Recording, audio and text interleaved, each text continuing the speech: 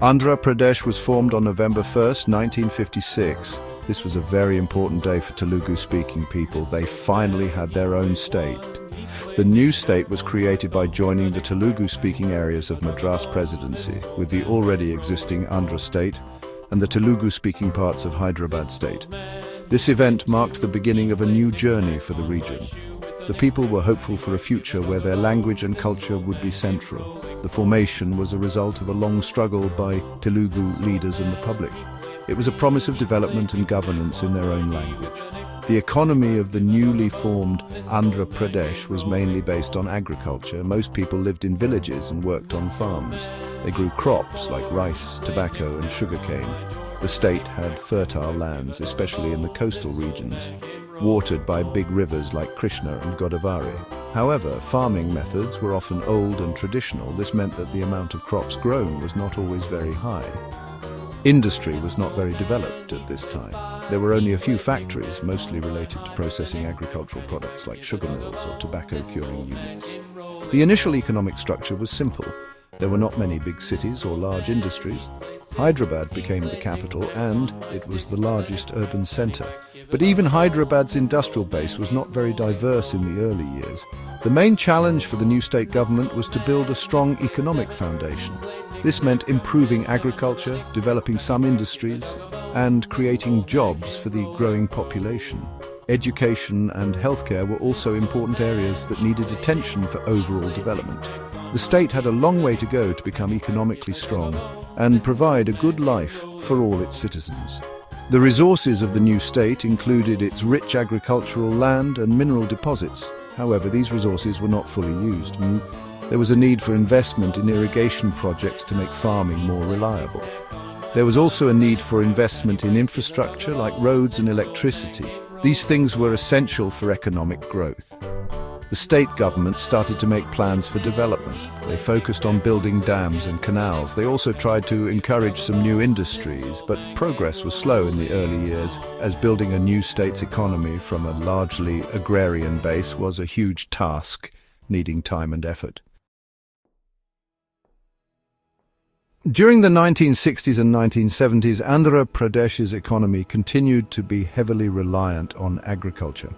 This period is often called the agrarian decades for the state.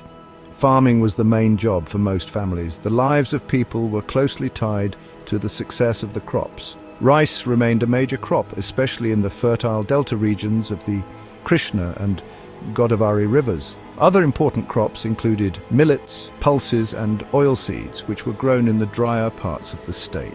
The government focused on increasing food production. This was important because India as a whole was working towards self-sufficiency in food grains during this time. Industrialization was very slow during these 2 decades. There were some efforts to set up industries, but these were limited.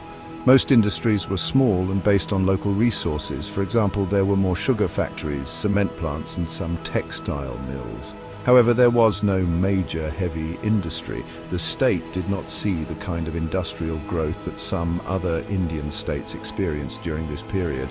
This meant that there were not many new jobs created outside of farming. Young people often had to depend on agriculture for their livelihood, just like their parents. This lack of industrial diversification was a key feature of the economy. The government made some important investments in irrigation. Projects like the Nagarjuna Sagar Dam, completed in 1967, were very important. These dams helped to bring water to dry lands. This increased the area where crops could be grown. It also allowed farmers to grow more than one crop a year in some places. These efforts did lead to an increase in agricultural production. However, the benefits of these projects were not always evenly distributed. Some regions benefited more than others. Many small farmers still faced problems like lack of credit and access to modern farming techniques, keeping their incomes low. Overall, the economic growth of Andhra Pradesh during the 1960s and 1970s was modest. The state's gross state domestic product, or GSDP, grew but at a slow pace, often just over 3% per year. This was largely tied to the performance of the agricultural sector. If the monsoons were good, the economy did better. If the monsoons failed, it created hardship for many people. The state remained largely rural. The slow pace of industrialization meant that the economy was not transforming quickly. This period laid some foundations, especially in agriculture, but the big changes were yet to come for Andhra Pradesh's economic structure. The 1980s marked the beginning of some noticeable changes in Andhra Pradesh's economy. While agriculture was still very important, new developments started to take place in other sectors. The government began to focus more on industrial development. They created industrial estates and offered incentives to attract businesses. This led to the growth of more medium and small-scale industries. These industries were more diverse than before. They included engineering, goods, chemicals, and pharmaceuticals. Hyderabad started to emerge as a center for some of these new industries, slowly shifting from just an administrative capital. The 1990s brought even more significant economic shifts. This was partly due to the economic liberalization policies adopted by India in 1991. These new policies opened up the economy and encouraged private investment. Andhra Pradesh, particularly under forward-looking leadership, took advantage of these changes. The services sector began to grow rapidly.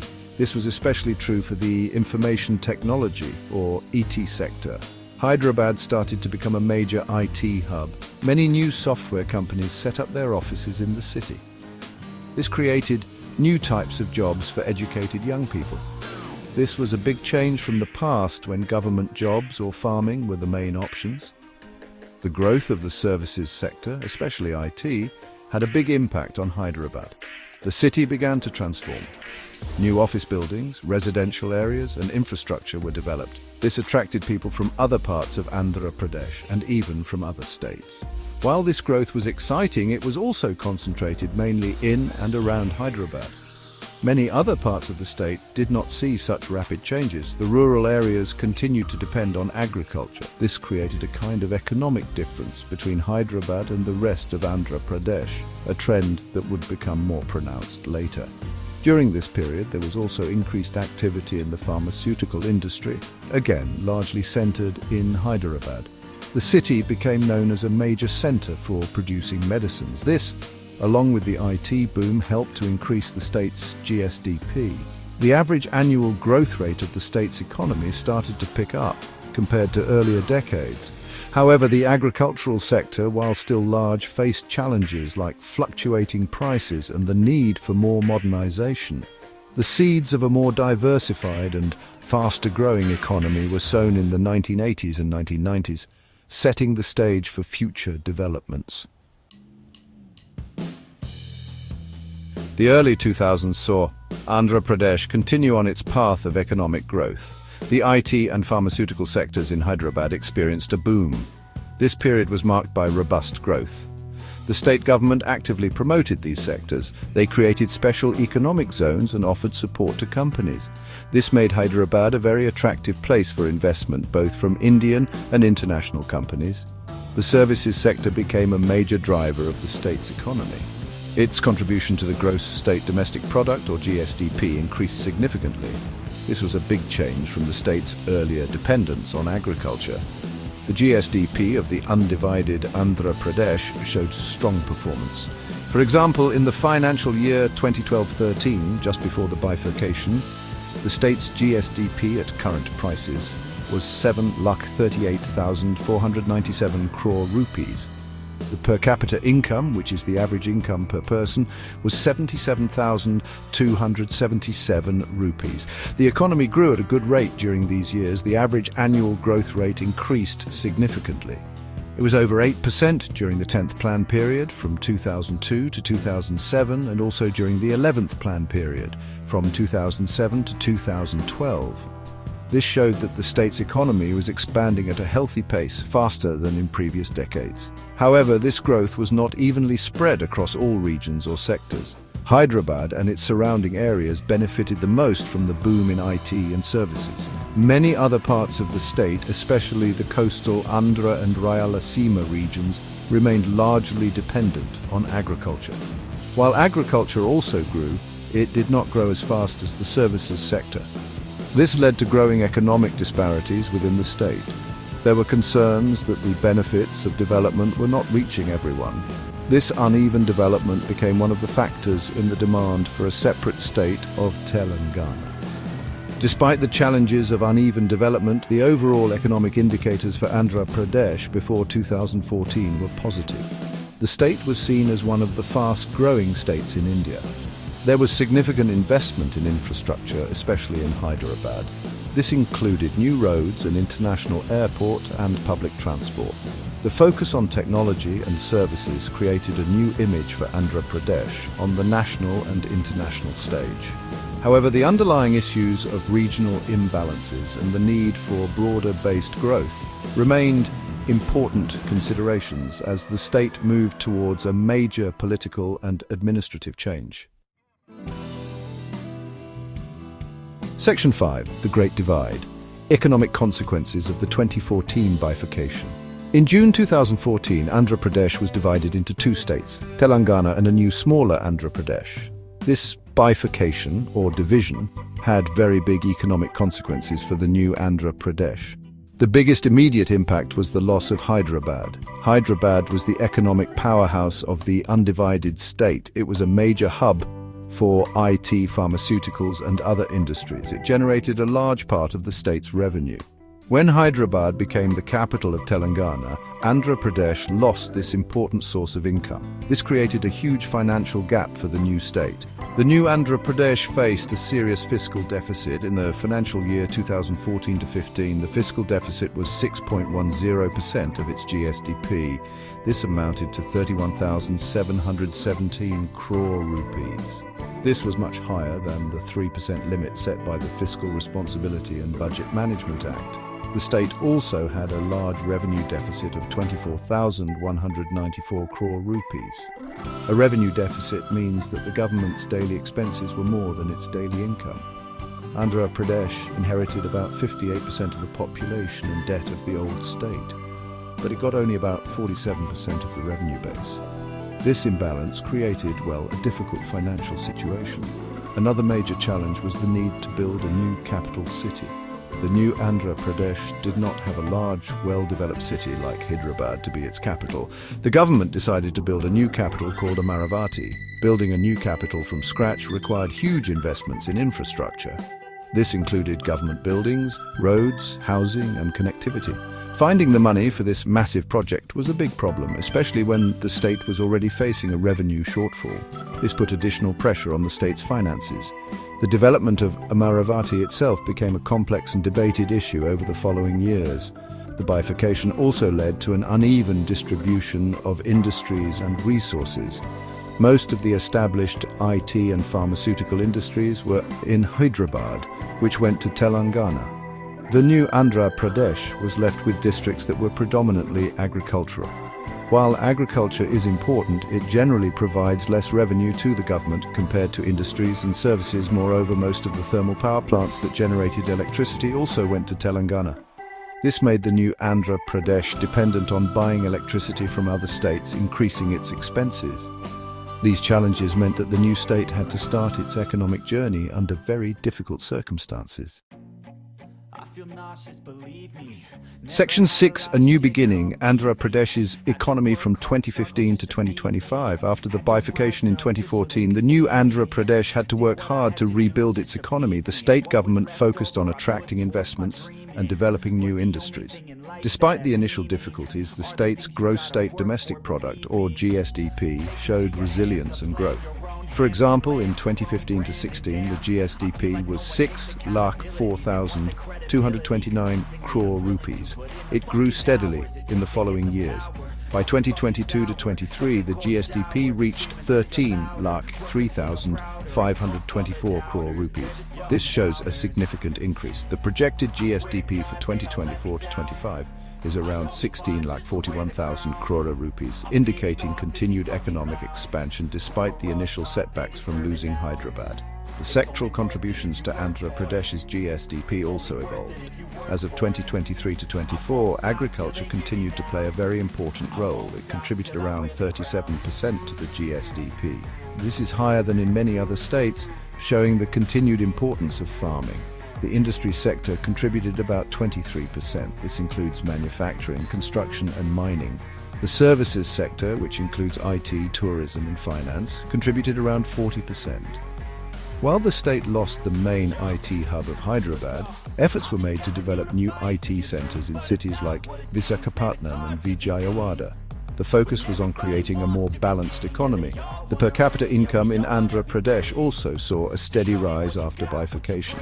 In 2019 to 20, the per capita income was 1,69,519 rupees. This figure increased to 2,19,917 rupees by 2022 to 23 and further to an estimated 2,37,951 rupees in 2023 to 24. This growth in average income is a positive sign. It suggests that the economic benefits were, to some extent, reaching the people. However, challenges like unemployment and ensuring equitable growth across all regions of the new state remained. The government launched various welfare schemes, which also had an impact on household incomes and consumption. Looking towards 2025, Andhra Pradesh aims to continue its growth trajectory. The state has a long coastline, which offers potential for port-led development and industries. There is also a focus on developing food processing industries, given the strong agricultural base. Attracting private investment, improving infrastructure and skilling the workforce are key priorities for the government. The journey since 2014 has been about overcoming significant hurdles. The state has shown commendable progress in its GSDP growth, but sustained efforts are needed to ensure long-term prosperity and balanced development across all its regions and for all its people. Section 7. Two paths diverged. A comparative look at Andhra Pradesh and Telangana. The bifurcation in 2014 created two Telugu-speaking states, Andhra Pradesh and Telangana. Since then, their economic paths have been interesting to compare. Telangana started with an advantage. It inherited Hyderabad, the established economic engine, with its thriving IT, pharmaceutical and service industries. This gave Telangana a higher revenue base from the beginning. Andhra Pradesh, on the other hand, had to build its industrial and service sectors more extensively and develop a new capital city, which required significant initial investment and time before returns could be seen. One key indicator for comparison is the per capita GSDP. This is the average GSDP per person. In the financial year 2015-16, soon after the bifurcation, Telangana's per capita GSDP was already 1.27 times higher than that of Andhra Pradesh. This gap showed the initial economic difference. By 2023 to 24, this gap had slightly widened, with Telangana's per capita GSDP being about 1.31 times that of Andhra Pradesh. This suggests that Telangana has maintained a lead in terms of average income per person, largely due to the continued strong performance of Hyderabad's economy. In terms of overall economic growth, both states have performed reasonably well. Between 2013 to 14, the year before bifurcation, and 2022 to 23, Andhra Pradesh's economy grew at a compound annual growth rate, or CAGR, of 7.1%. Telangana's economy grew at a slightly higher CAGR of 7.2% during the same period. These figures indicate that both states have been expanding their economies at a healthy pace. Andhra Pradesh's growth is particularly noteworthy given the initial challenges it faced, such as building new infrastructure and attracting industries without a major metropolitan hub like Hyderabad. Both states have focused on different strengths. Telangana has continued to build on Hyderabad's position as a global IT and business destination. Andhra Pradesh has focused on its agricultural strengths, developing its long coastline for port-led industries and promoting manufacturing in new industrial corridors. While comparisons are often made, it is important to remember that both states started from different positions and have different geographical and resource endowments. The true success for both will be in ensuring that their economic growth is inclusive and benefits all sections of their populations in the long run. Section 8. Navigating Challenges, Overcoming Hurdles in the Post-Bifurcation Era. The journey of Andhra Pradesh after the 2014 bifurcation has been filled with many challenges. One of the biggest hurdles was managing the state's finances. As mentioned, the loss of Hyderabad meant a significant drop in revenue. The state government had to deal with a large fiscal deficit. By 2023, the debt-to-GSDP ratio stood at 33.5%. This was higher than the recommended level of 25%. This high debt means a larger portion of the state's income goes into paying back loans and interest, leaving less money for development projects and welfare schemes. Managing this debt effectively is a continuous challenge. Another significant challenge has been unemployment. In 2023, the unemployment rate in Andhra Pradesh was reported to be 7.2%. This was higher than the national average in India. Creating enough jobs for the youth is a major priority. While the economy has been growing, it is important that this growth leads to more employment opportunities. The government has been trying to attract industries that can create large numbers of jobs. Skill development programs are also important to make sure that young people have the right skills for the available jobs in the changing economic landscape. Disputes over water resources have also been a persistent issue. Andhra Pradesh shares the waters of the Krishna and Godavari rivers with Telangana and other states. After the bifurcation, these disputes sometimes became more intense. Water is crucial for agriculture, which is a very important sector for Andhra Pradesh. It is also needed for industries and drinking water. Finding fair and lasting solutions to these water-sharing issues is essential for peace and continued development in the region. This requires cooperation between the states and guidance from the central government. Furthermore, receiving the promised financial assistance from the central government has been a challenge. After bifurcation, Andhra Pradesh was promised special category status by some political leaders, which would have meant more financial aid. However, this was not granted.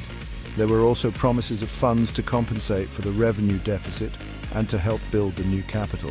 Delays in receiving these funds, or receiving less than expected, created difficulties for the state government. For example, in 2014 to 15 there was a shortfall in revenue receipts and some central grants were withheld.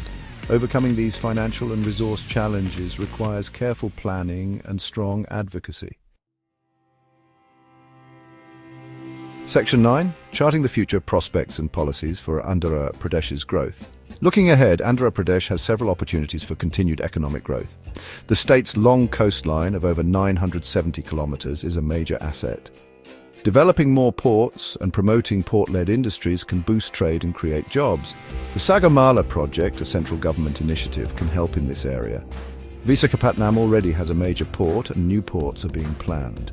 These can become hubs for manufacturing, logistics and export-oriented businesses. This maritime potential is a key area for future economic expansion for the state. Agriculture will continue to be a very important sector. To make it more profitable, the focus needs to be on improving productivity and helping farmers get better prices. This includes promoting modern farming techniques, better irrigation, and developing food processing industries. If more food processing units are set up in rural areas, it can create jobs locally and add value to agricultural produce. This will also help reduce post-harvest losses. Supporting farmers with access to credit, insurance, and markets is also crucial for the well-being of a large part of the population. To achieve sustained growth, Andhra Pradesh needs to focus on several policy measures. Firstly, improving the state's fiscal health is very important. This means increasing revenue and managing expenditure carefully. Attracting more private investment in industries and services will help create jobs and increase tax collections.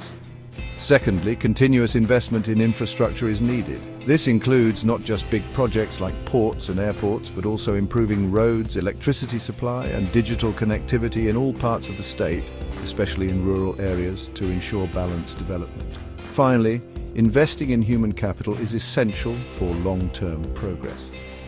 This means providing quality education and healthcare to all citizens.